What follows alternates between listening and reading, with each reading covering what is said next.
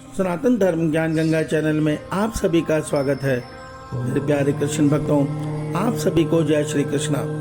मेरे प्यारे कृष्ण भक्तों, हमारे इस सनातन धर्म ज्ञान गंगा चैनल में आज हम श्रीमद् भगवद गीता से अध्याय 8 के श्लोक 21 को भगवान श्री कृष्ण जी की कृपा से सरल रूप में समझने का प्रयास करेंगे। जय श्री कृष्णा।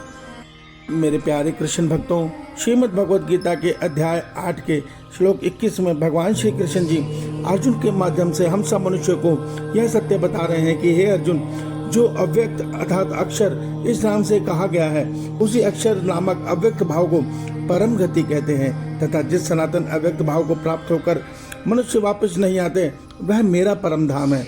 मेरे प्यारे कृष्ण भक्तों, आइए आज के इस श्लोक को हम भगवान श्री कृष्ण जी की कृपा से सरल रूप में समझने का प्रयास करेंगे। जय श्री कृष्णा। कृष्ण भक्तों, श्रीमद् भगवद गीता के अध्याय 8 के श्लोक 20 में भगवान श्री कृष्ण जी ने हम सब मनुष्यों को परा और अपरा प्रकृति में फर्क बताया था।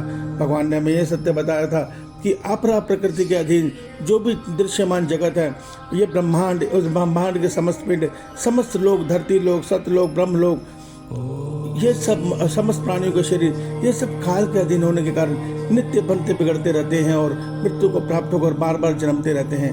मगर इससे पहले जो मेरी परा प्रकृति है, अर्थात जो मेरी ब्रह्म स्वरूप ओम रश्मि रूपी, ओम ऊर्जा रूपी चेतन ऊर्जा है, वह कभी नहीं बदलती। वो परमात्मा से जिस रूप में इस संसार में आती है, महासर्ग के अंत में अर्थात महाप्रलय के समय में उसी रूप में परमात्मा में जाके लीन हो जाती है। उससे आगे अध्याय 8 के श्लोक 21 में भगवान श्री कृष्ण जी अर्जुन के माध्यम से हम सब मनुष्यों को यह सत्य बता रहे हैं कि हे अर्जुन, सभी ब्रह्म ज्ञानी तथा वेद ज्ञानी जिसे अक्षर और अविनाशी कहते हैं, वह परम गंतव्य मेरा ही परम धाम है, जहाँ पहुँचने के बाद आत्मा को कभी भी दोबारा इस सृष्टि चक्र में लौट कर वापिस नहीं आना पड़ता।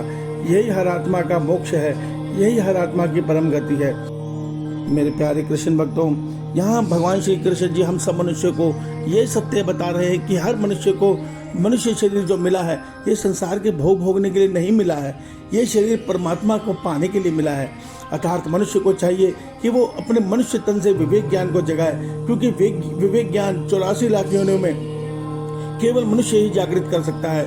विवेक ज्ञान का अर्थ यही होता है कि इस सत असत के भेद को जाने, इस लोक परलोक के जो भेद है, जो भी वस्तु, जो भी लोक और जो भी शरीर काल के अधीन है, उसके सुख की चिंता ना करे, उसके पीछे ना भागे, वो उसको पाने का प्रयास करे जो सदैव के लिए है, जो अविनाशी है, जो अजर अमर है, जो कभी नहीं घटता। और वो परमात्मा कहते हैं वो मेरा परम धाम है, जहाँ आत्मा को पहुँचने के बाद दोबारा इस संसार में नहीं लौटना पड़ता।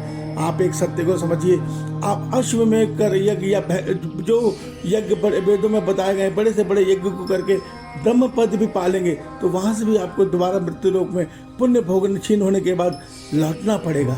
मगर जो परमात्मा को आप प्रयास के द्वारा पालेंगे, जो उपाय भगवान ने परमात्मा को पाने का हमें गीता बताया है, तो भगवान कहते हैं फिर आपको लौटना नहीं है, फिर आप सदैव के लिए परमानंद में लीन हो जाएंगे।